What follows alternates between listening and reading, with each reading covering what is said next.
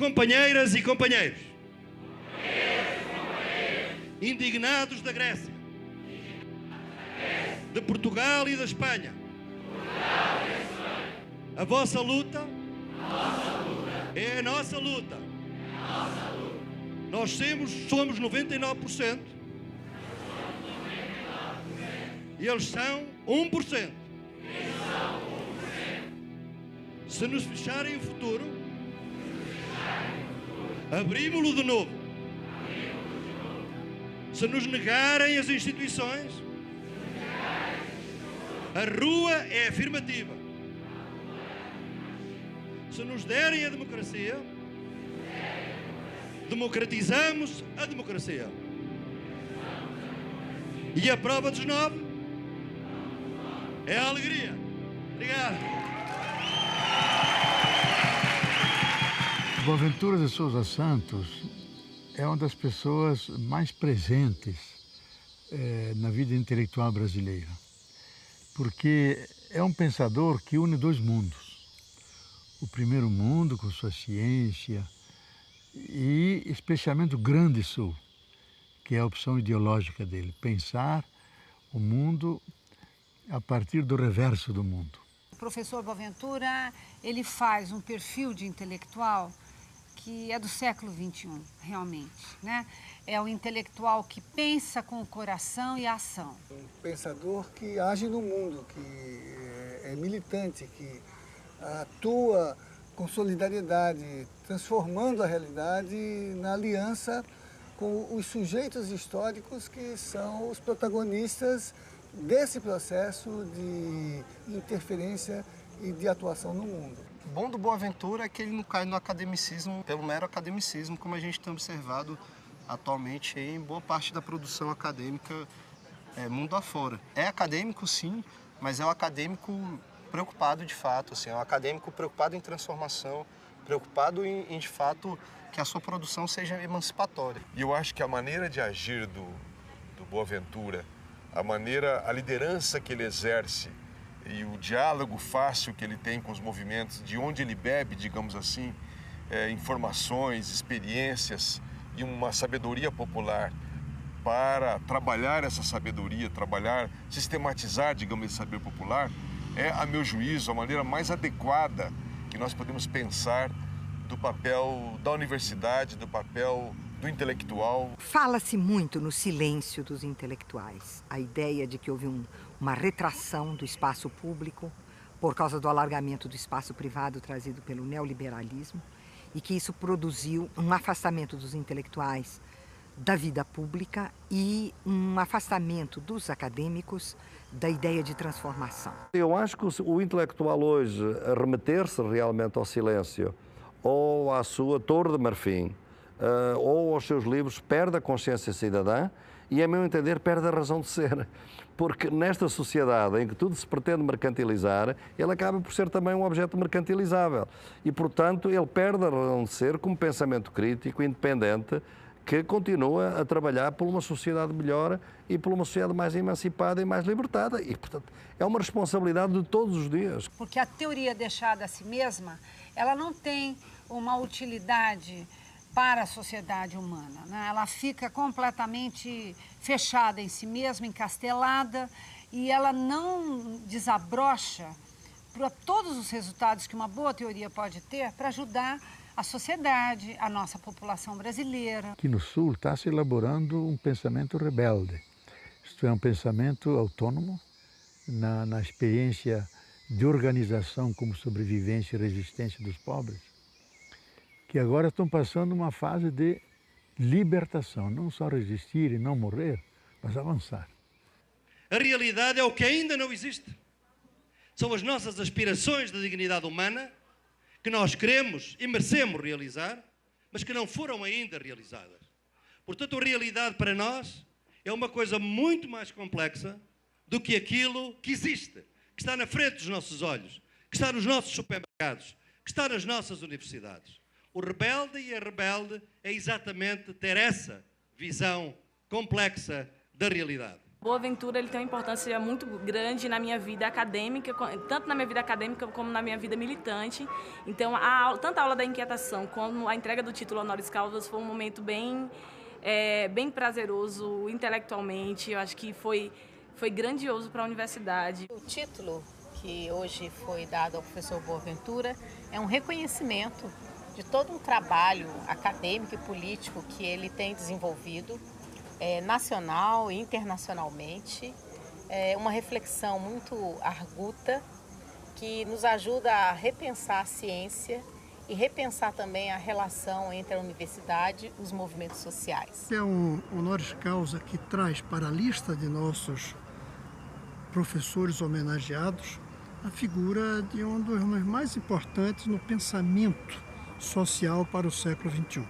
O Boaventura representa uma visão que sai do tradicionalismo, seja marxista, seja conservador, direita, esquerda, e formula uma nova visão para as forças progressistas. E é na perspectiva desse perfil que ele vem mantendo um diálogo com a Universidade de Brasília, a Universidade Brasileira, mas sobretudo com os movimentos sociais. E um outro elemento que para nós é muito caro e está presente na reflexão dele é a revisitação das culturas indígenas e como nós podemos aprender delas, especialmente no trato com a natureza, relação com a terra, na forma como eles organizam a convivência, que é um tipo de democracia comunitária que a tradição mundial europeia não conhece. O conhecimento que todos nós aprendemos na universidade tem que ser profundamente revisto. O conhecimento que nos trouxe a esta crise não pode ser o conhecimento que nos tira desta crise. Tem que ser outro conhecimento. Tem que ser um conhecimento que valorize exatamente o nosso companheiro aqui, indígena, com outra forma de cosmologia. Pratiquem a cosmologia da floresta, a ancestralidade, a vida.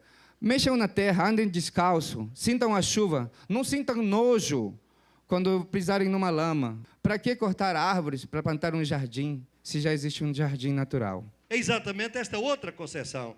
Entre o conhecimento ocidental que temos na universidade e o conhecimento dele, temos que fazer uma ponte. A essa ponte eu chamo ecologia dos saberes. É quebrar esse paradigma de que só a ciência é dona da razão e que os povos tradicionais também têm muito a contribuir. Inclusive, vamos deixar, ele fala assim, vamos deixar os povos tradicionais contribuir, já que a ciência não encontrou resposta, né, para todos os problemas.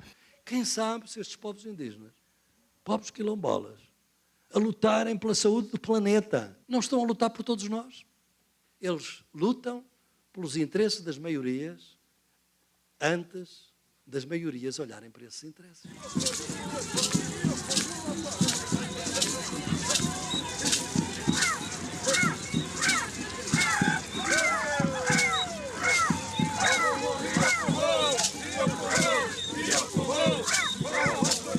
Eu costumo dizer que os livros precisam de ser reescritos e pouca coisa de Boaventura precisa ser reescrito no ponto social, sabe? Claro que existem divergências, existem pontos que possam ser colocados não como antagônicos, mas visões diferentes, né? Mas, por exemplo, quando Boaventura fala dessa ecologia dos saberes, né? Que a transformação social está em cada relação social. O hip hop vem falando muito isso. Então, o hip hop é essa página a ser ouvida, sabe? Da luta social. Professor, pesquisa publicada prova. Preferencialmente preto, pobre, prostituta para a polícia prender. Pare, pense, por quê? Prossigo. Pelas periferias praticam obesidade os professores, professoras.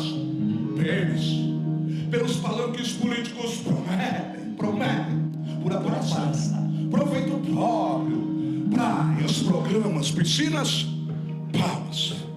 Para a periferia, para o Paranoá, para o Pedregal, para a Planaltina, pânico, pólvora, pá. E quando nós falamos dos movimentos sociais, nós não estamos falando de algo genérico, mas nós estamos falando de sujeitos coletivos, sujeitos diversos, sujeitos que lutam por emancipação social, por democracia. E esses sujeitos, nas suas lutas, têm muito a ensinar para a ciência, para a universidade, para o conhecimento científico. Depois, né, da partida de Milton Santos, ele é quem mais o hip hop precisa, né? No sentido Quando a gente fala o norte e o sul, depende de onde você vê, de onde você enxerga. Quando a gente começa a discutir o que é normalidade, então Boaventura Souza Santos é a matéria a ser lida nesse contexto. Olha, eu aprendi muito com os movimentos sociais, desde o início do meu trabalho aqui a viver na favela, mas que depois, de alguma maneira, não teve continuidade durante muito tempo na maneira do meu discurso, porque eu entendi muito bem dentro do Jacarezinho, mas depois tive que escrever uma tese científica com todas aquelas características de uma tese, de uma dissertação de doutoramento científico, numa linguagem que realmente não era inteligível para os meus companheiros do Jacarezinho. E eu penso que hoje tenho um discurso que é inteligível e que é sedutor, digamos assim, e que eu queria, acima de tudo, que fosse mobilizador. Quer dizer, não quero apenas que as pessoas gostem, quero é que os instigue. E quando eu agora no final estava a falar com os jovens e a dizer, esteja certo que as suas palavras não vão ficar em vão. A gente vai mesmo lutar para que esta sociedade seja melhor. E eram jovens de 15, 17, 18 anos.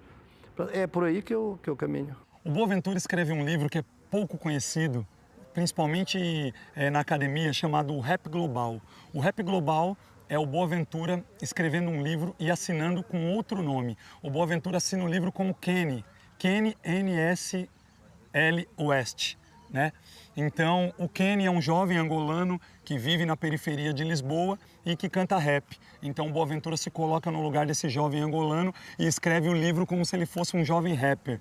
Então, o livro é todo cheio de rima, o livro não respeita nenhuma ordem gramatical, o livro não tem capítulos, não tem parágrafo. O livro flui como o pensamento de um jovem que está escrevendo seus questionamentos para o mundo. Mentir a tempo, eis a questão. Não deixa a pistola da alma sem munição. E pensa 2 vezes antes de pensar uma só.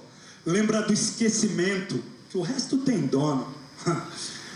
É urgente respirar. Deus desapareceu do radar. O sul tá de volta e à solta, armado, apontando para todos os lados. O povo tem a força, só precisa descobrir. Se eles não fazem nada, faremos tudo daqui. Te desviaram para essa terra, irmão tribal, e te ensinaram que morrer vivo é normal. Só que a prata da casa nunca foi prata. Tem palavras que nasceram para porrada.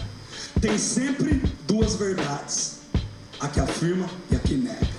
Pedem esmola com a palma do ego, e o olhar perdido nos olhos é o mais cego. Vai lá, repete no espelho até se cansar. Amanhã você vai ser eu e ninguém vai notar.